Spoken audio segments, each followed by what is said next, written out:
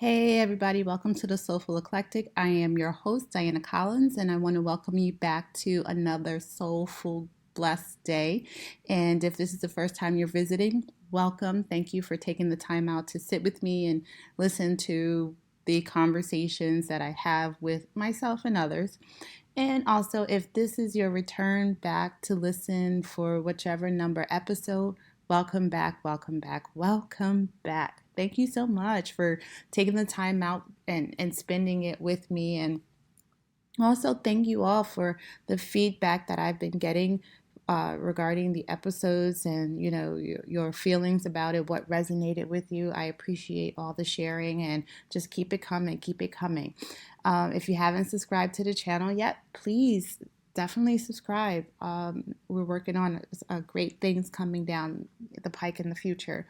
But Grand Rising to everyone, and I just wanted to share today with you guys because it was something that was I was thinking about. It was a conversation again. A lot of what I talk with you all about is about conversations that I've had with others or things that I had come into my mind, and I think that will be helpful for others to think about and see see if it resonates with you all. But here's the thing.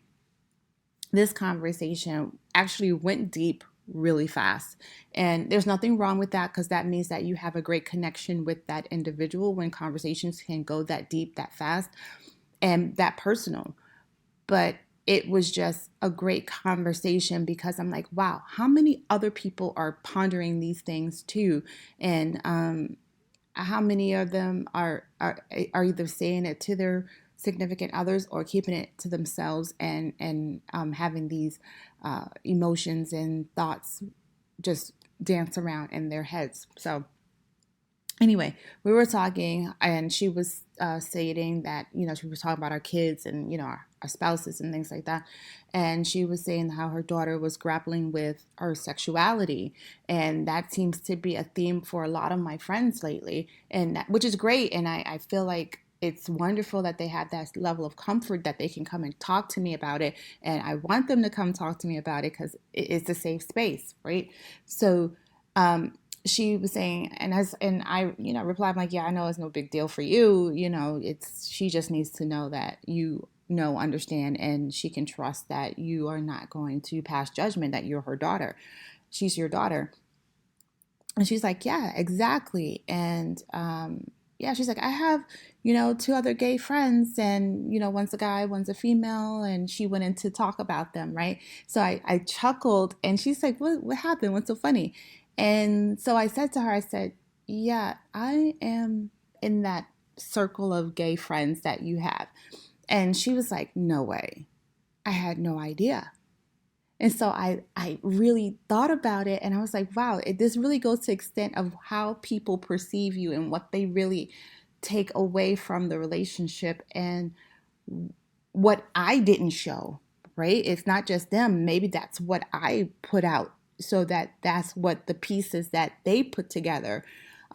So it's nothing, I don't have any hard feelings or anything like that, but it just really resonated within me, like the perception that I'm presenting out to the world at that time, right? At that time, because that was a different time when she and I became friends. We were both in working as instructors at sister colleges, but then we were also taking courses in the university together to get our graduate degree, our NPs and things like that. So, it's just one of those things that we see each other in class and at work and things like that. So it goes back to that one conversation that we had earlier. I forgot what episode, but the perception, right? Where did you meet your friends, and what level of friendship is that? And can you ask those pertinent questions of how are your family if you didn't develop that friendship at that time? So it's really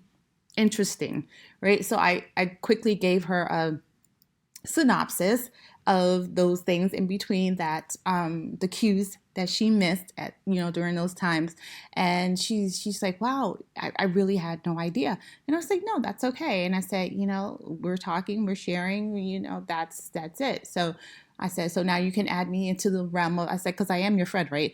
You have to do a friend check. I am your friend, right? She's like, no, you're my very good friend. Yes. She's like, so definitely. So she's like, wow, I can't believe. She said, stupid me. I really didn't know that. I was like, no, it's just the mask. We talk about a lot about masks that we wear. I said, that was probably the mask that I was putting on because I didn't feel comfortable in the space. So I gave you what I wanted you all to see, right? So that's what it was. And it was like an epiphany for both of us, like, wow, I really didn't show my authentic self during that time. And so therefore she couldn't get a true picture of who I am.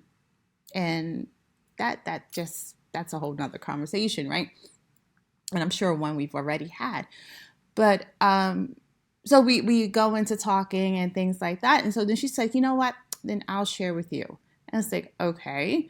So she says, she says, my husband and I were talking, and, we talked about our daughter and how she feel about her sexuality. And then, he was like, I know sometimes you feel like you have that tendency, that bisexual tendency. Her husband was saying this to her. And I was like, and she's like, yeah, sure, okay. So they were toying with the idea of possibly doing that whole invite somebody else into the bedroom. So me, from a perspective of living life and, like been there, done that kind of thing, I shared with her the emotional connection and the emotional investment that's involved. And I share that with anyone who is contemplating inviting someone else into their home, especially into their private sanctuary, your bedroom, right? Because here's the thing. When you invite someone into that space, you're not only it goes beyond just sex and just giving and having fun in the moment.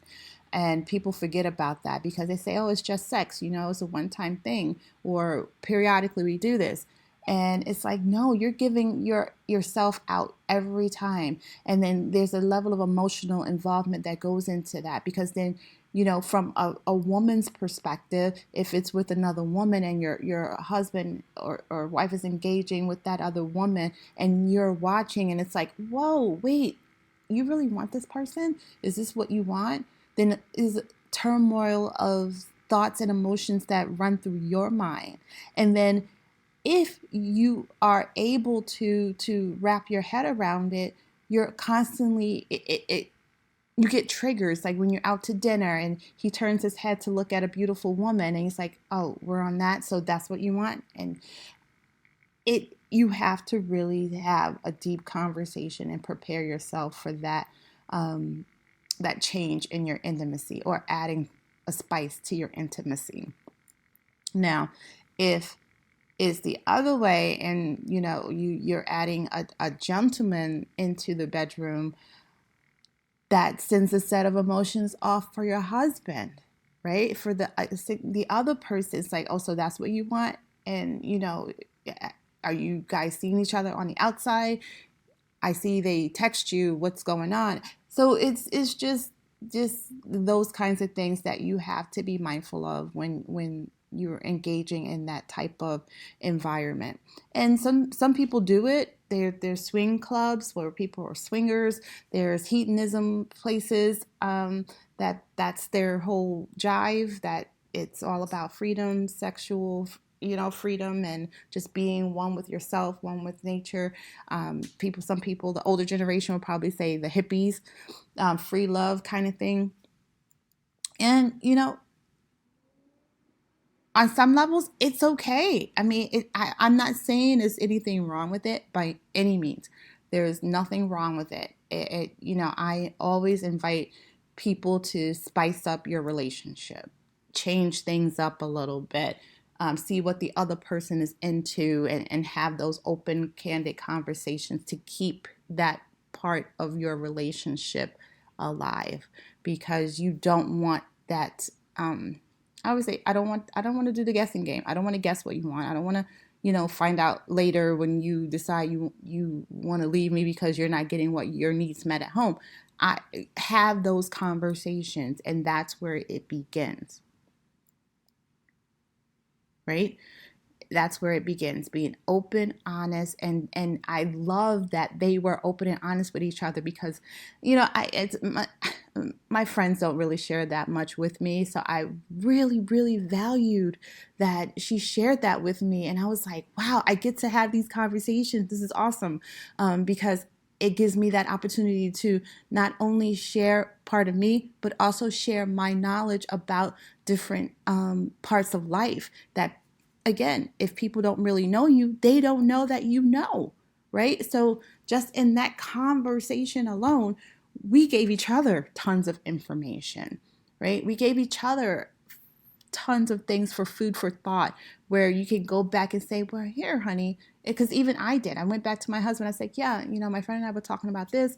And of course, I never tell him which friend, because God forbid, he gives everybody the side eye. Like, oh, that's what you think? No, it's all good. So I never tell him what friend. But I talked, and I says, it's just really one of those things that it's just, you want that sounding board. We need that sounding board to really think and talk out those ideas and those things we're pondering in our head about life, love, keeping our relationships together, and just keeping ourselves together. And that's part of it. And if you don't have those kinds of friends that you can be open and honest and true to, then your friendships are not genuine, because you should be able to have those kind of conversations with your friends and not have judgment being passed on you about, oh, that, yeah, y'all planning on doing that? What's going on? You're not happy. No, that has nothing to do with it. They've been married for plenty of years, and happiness is not the key.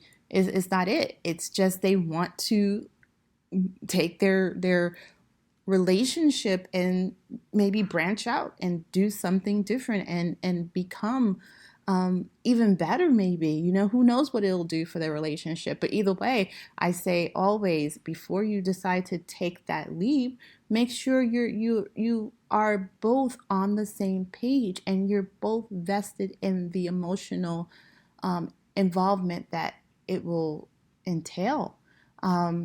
Maybe going out and venturing into one of the hedonism places and seeing what that's about might be the first step to see if you are able to do that emotional disconnect when it comes to that, because you do have to disconnect on some level, because no matter what you say, those thoughts are going to be in your mind. Like, I having the thought of some other woman touching my husband is like, blows my mind. I'm like, no, that's just no.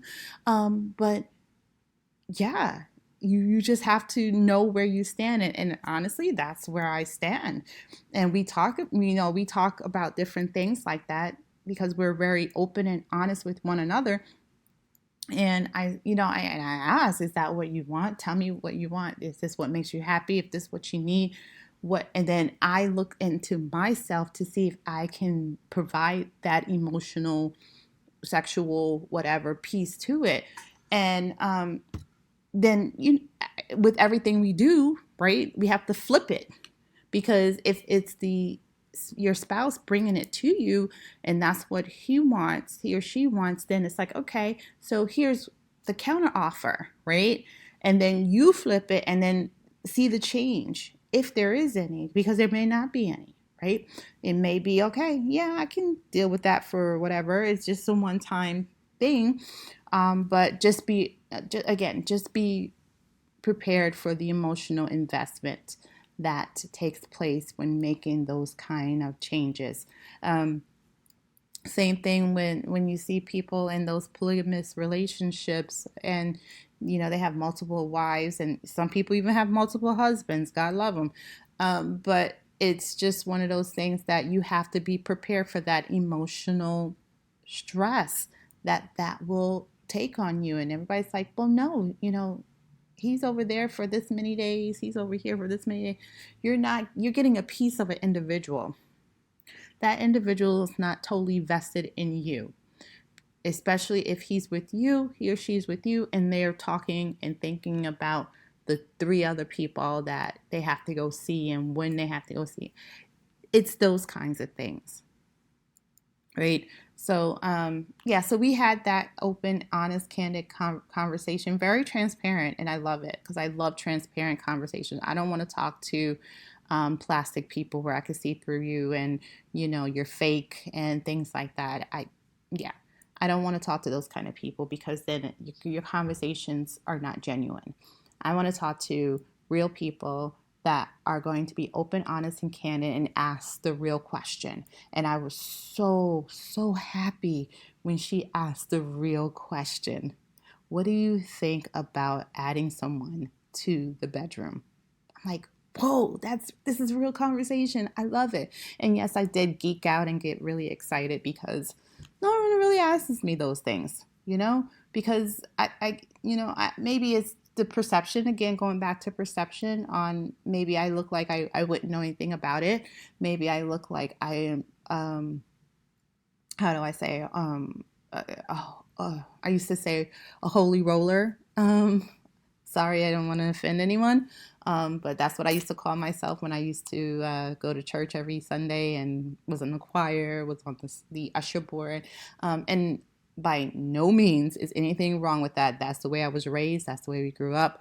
That's the way I've always known life. So it's not to knock anyone that does any of that, because I have plenty of friends that do, and family. By the way, my mom's a deaconess in the church. My father is a trustee. My brother is a deacon. So it's not that at all. It's just there's something for everybody, and at some point it did not become what I wanted to be and what I wanted to do. So nothing to that, but that's what I'm thinking that a lot of people see. So it's like they don't know how to approach me with such questions, and then so I try to provide as transparent me as possible, when appropriate, of course, and share what is appropriate and open myself up, because if I'm going to be this individual that's going to be outside, just by doing the podcast, I'm letting people into my life and into my world. And being an actress and a model, I'm definitely opening myself up even wider, farther and wider into my life and into my world. So I have to be transparent. The world always looks for something to find on you, some dirt on you. So the moment that you're not transparent is the moment that someone finds, aha, there you go. This is what's wrong. But I try not to have any aha moments in my life. So this is who I am. So definitely having that conversation was amazing. And I would definitely welcome any other conversations as such, because again, that's my goal, to be in the community, to teach the community about all things: love, sex, wellness, spirituality. I want the community to be covered on all bases, and the only way to be in a know is to ask. And there's never a stupid question. Well, I guess sometimes there can be a stupid question, but I don't view a question as stupid, because if you're asking, then it was something that was heavy on your mind and you wanted the answer to it. So therefore, no stupid questions, just ask. And plus, you know what? Honestly, guys, I always loved Dr. Ruth. And I know it's weird to say this, but I always wanted to be the next Dr. Ruth, right? I always wanted to be the next sex person that wanted to ask all those sex questions that we were watching on cable, and we weren't supposed to be watching her on cable, but she's sitting there giving you a sexual demonstration on how to do a vaginal penetration or some wildness or whatever. I don't know if any of you ever watched the original older versions of Dr. Ruth, but I did because I was that individual that never slept and was up all night. So watching cable TV whenever I could. And I watched any and everything, and Dr. Ruth was on. So I would happily sit there and listen to Dr. Ruth teach me about sex education. Yes, I learned sex education from Dr. Ruth. Go figure. Anyway, I'm just going on and on and on, but I just wanted to say, share that conversation because I just thought it was an amazing conversation. I thought it was, one of the conversations that definitely could resonate with a lot of people out there, especially during this time where we're home with one another, trying to figure out what we're going to do with each other. And I don't know if anyone else is thinking this, but yeah, I do think about how I'm going to spice up my relationship. Honestly, guys, I'm about 10, 13 years older than my husband. I need to keep it spicy. And that's the old bullshit. So I need to figure out different things that I am comfortable doing because it's always got to be about your comfort. So, and yeah, so you sit and you have these conversations. So I welcome them. Thank you so much to my friends for sharing with me. I appreciate you, and always and forever. If you guys have questions, concerns, please send me an email. DC at thesoulfuleclectic.com is the email address. The Facebook is DC Soulful Eclectic, and Instagram is the.soulful eclectic, and also the webpage is thesoulfuleclectic.com. So thank you so, so much. I appreciate you all. I appreciate all conversations and feedback that we've had. Please just keep it coming, keep it coming. And thank you. Check in with your friends, your family, and each other. And, check in with yourself. See how you're doing and talk with yourself and see what resonates with you. Look yourself in the mirror and say, hey, you, how are you doing? And call yourself, hey, Diana, how you doing? How you feeling today? You are beautiful. Look at yourself in the mirror and give yourself that validation and then validate those outside in the world. So, with that, I leave you with love and light. Reach out, give me any feedback, subscribe to the page if you haven't done so already. And I wish you all nothing but peace, love, and happiness. Thank you.